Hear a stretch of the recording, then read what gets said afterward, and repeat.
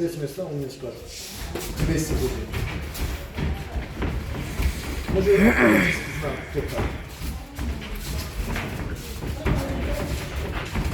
sağ elini yine dala gelir Ali. Yapıştır orta sakla. Oradan ben fırladarsın. Belə pastafta kimi. Göstərmə. Qabanı tərəfə dön. Mən bəyanını göstərdim. Gördün mü? Hazırlaşır onu. Dur çəkir, dur çəkir. Hissiyata şükür, hissiyata. Tık tık, tık tık, tık tık, tık tık. Çok uzaktan yok. Yalanı gösterebilirsin. Kokusunu ağzına alamaz.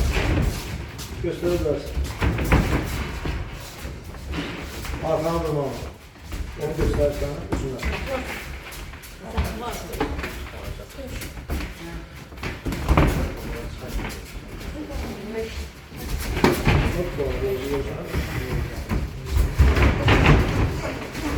Lazımdır, dava lazım.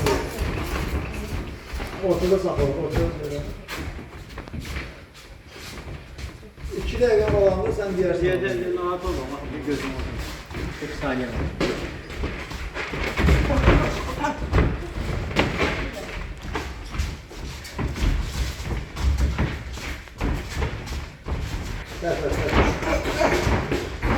Çok uzakdan oynadı. Yani çok uzakdan gitti. 2 dəfə bakalım.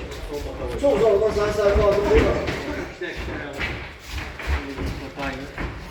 10 saniye kaldı. 15 saniye. Ben diyeceğim, sen tələsdirme.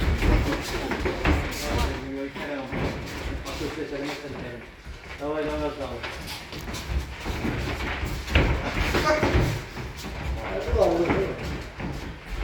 Stop! Bir anda.